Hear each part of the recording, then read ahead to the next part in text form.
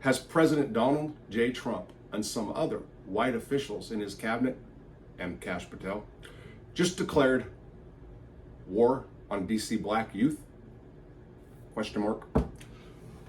Before I go any further, let's watch this. Go. Our capital city has been overtaken by violent gangs and bloodthirsty criminals, roving mobs of wild youth, drugged out maniacs and homeless people. And we're not going to let it happen anymore. We're not going to take it. Hello, my name is Robert Ross. I'm the host of Convict Inc. And if you like this video, please push like. If you have not subscribed, please do so. I did that backwards. Anyway, it is Monday. You guys just saw what Trump did, and I'm sure you heard this before this video was even played. So I want to weigh in on this, but before I do, I'm going to go ahead and play it. This is going to be a couple minutes. This is from a channel called the Cartier Family. Shout out to these guys, okay? So I want to play this clip. Bear with for, I think it's a couple minute clip, maybe up to 3, okay? Just watch it. And, well, you'll see. Go. Are you considering taking over the DC police? Is that an option on the table? We're considering it, yeah, because the crime is ridiculous. I could show you a chart comparing D.C. to other locations, and you're not going to want to see what it looks like. Now, we want to have a great, safe capital, and we're going to have it. And that includes cleanliness, and it includes other things. We have a capital that's very unsafe. You know, we just almost lost a young man, beautiful, handsome guy that got the hell knocked out of him the night before last. And I'm going to call him now. We wanted to give him a little recovery time. We just put a call into him. They're calling back in a little while, but he went through a bad situation, put it mildly, and there's too much of it. We're going to do something about it. So whether you call it federalized or what, and that also includes the graffiti that you see, the papers all over the place, the roads that are in bad shape, the medians that are falling down, the median in between roads that's falling down. We're going to beautify the city. We're going to make it beautiful. And what a shame. The rate of crime, the rate of muggings, killings, and everything else, we're not going to let it. And that includes bringing in the National Guard, maybe very quickly, too. Yeah, I don't see the problem here.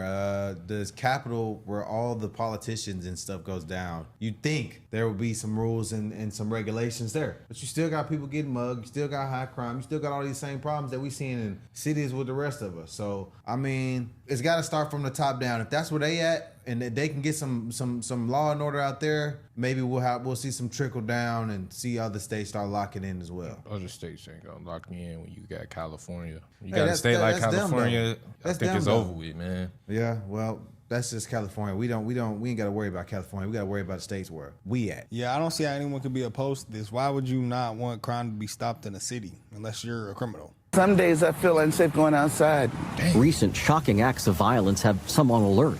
A recent fatal drive-by shooting, along with a carjacking and beating in this neighborhood near U Street. Which is insane. I mean, I just live a block this way, so to know that I'm so close to something like that is really terrifying. So we asked residents what they think city leaders should do immediately to improve safety. I feel like it's still very dark. John the Roder says more functioning streetlights would help.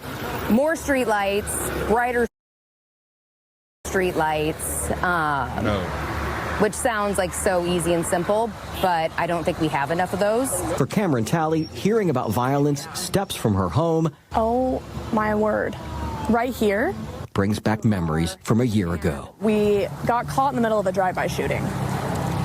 So that was horrible. Talley says the city should consider installing blue light emergency phones, seen often on college campuses. Oh, I see a blue light. I can get to it and call for help.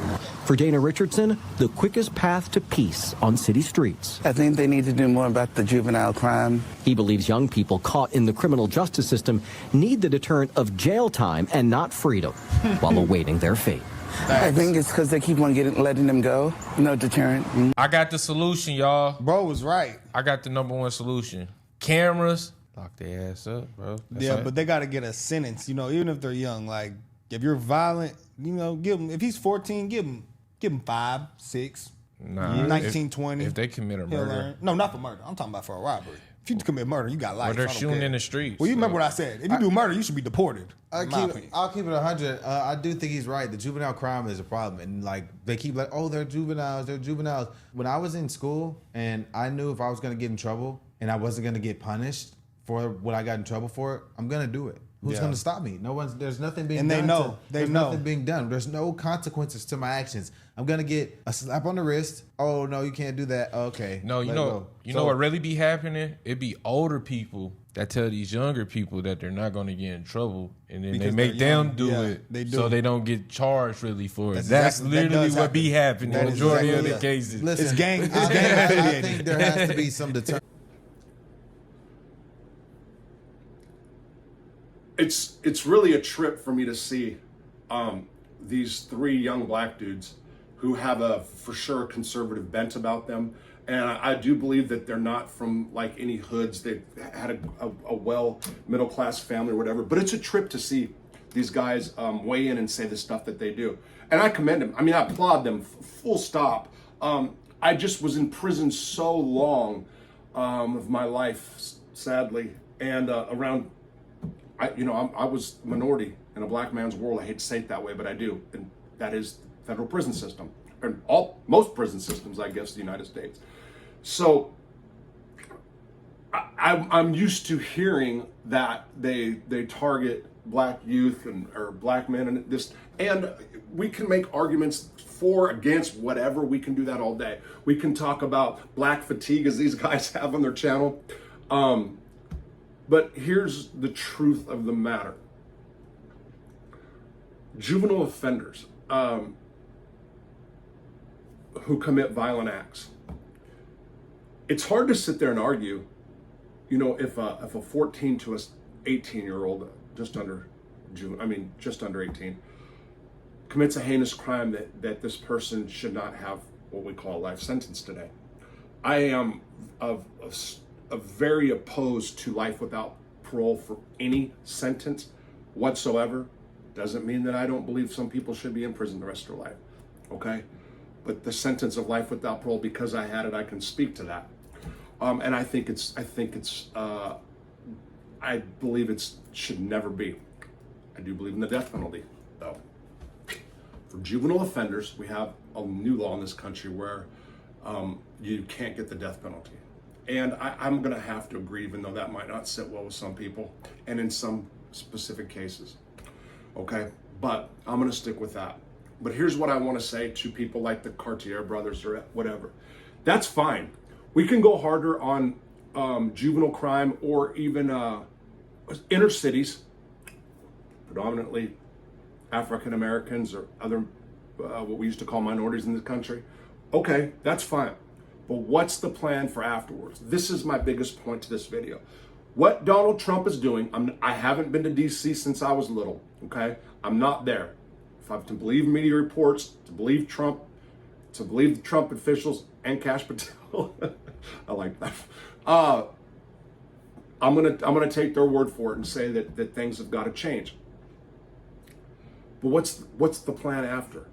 What's the plan for when the next administration or down the line when a liberal administration gets in? Moreover, more importantly, I guess I should say, what's the plan for these kids or youngsters or even young men that are 19 to 24? What's the plan for them to get out? Because incarceration in these communities, in many of these communities, is a badge of honor. This is their trade school. This gives them props on the street. And I don't think there's a person that could argue with me about that. So if you're sending kids who are violent offenders to prison, whether it be 4 or 5 years like this, one of the Cartier brothers said, or I think they're brothers, by the way, if you can send them to prison 4 or 5 years, 20 years, whatever, what's the plan afterwards when they're released and now they have status? There will be more of them that will be involved in crime than not. Just from having seen my Facebook page with all kinds of guys I was incarcerated with, 35 at one time I counted, and seen what they've done after prison. I think like 30 have went back for some reason or another, mostly for substance abuse, but a lot of them committed other crimes. So what's lacking, and this is what I'm trying to say, I guess that's going the long way. What's really lacking is programs. You will see people talk about programs in prison. I just watched TMZ and I saw P. Diddy's attorney saying that where he's held now, he can't get proper programming and everything, like as if when he goes to the feds, there's going to be all this wonderful programming. There are classes in prison that can make you better. They're few, far and in between. Okay. Just got a carrot. So the truth is, those programs, a lot of it is to show the public, look, we're giving these guys programs. But for example, when I filed my compassionate release to the Honorable Judge Brooks out of the West District of Arkansas, I literally said in my brief that the programs in prison are meaningless. I say literally. I alluded to it. I sent Judge Brooks a program that certified me through the Department of Labor that I was certified for that was complete fraud. There was no class. We sat down, signed a piece of paper we signed a piece of paper when we came in, sat down for 30 minutes, and voila, we were all accredited through the Department of Labor. That was the janitorial class or whatever it's called. So I am an accredited janitor through the Department of Labor. I can go and show the certificate and it looks like I'm like this knowledgeable custodian, okay? Never did anything. It was just to pad my jacket. And then came COVID. They gave us programs during COVID. There were a sheet of paper. Why does the sun shine? What makes the color blue blue? Like, just, those were programs. Now, if you look at my jacket, I took like 19 or 20 in a couple months and sent them to my judge and said, look, these are programs. I can't program no more in here. Now, I could have done a paralegal degree. There's things I could have done. So I don't want to make this about me this time. I'm trying to make a point to when, what happens after you clean the streets up of DC? What happens 5 years from then? What happens when those people are released? And, my mind just told me stop, reshoot the video and make my point better, but this is fine. Because there's going to be so many different channels weighing in on this. I just wanted to point something else different out. And that is, the chickens will come home to roost on this. This is all fine and dandy. I'm all for this. Let's do it in every city. Let's round up everybody who's illegal there's some people I know that I would not like that, but come in the country illegally, there's a price to pay, I guess. That's the truth. So, it's good. This is fun and games for now. It feels good. There will come a different administration with a different view, and those people are so mad and angry right now that they're going to try to go back to what they were doing to this country before, on steroids. The diversity stuff, the letting the illegals flow into this country, George Soros backed different stuff, including the legalization of possession of drugs in Oregon, which I'm going to do something about the legalization of drugs, what I feel about it in this country this week. Coming from somebody who was career drug criminal and a former lifer, because I have wavered back and forth on what I've thought about drugs, and I've kindly got it down now. I should say. So, it is Monday. I hope you guys are having a good day. I hope the people in DC want crime cleaned up, and there's a lot of people that do. And we need to start thinking now in this country about what to do after we lock everybody up. How to get the recidivism rates down lower in this country.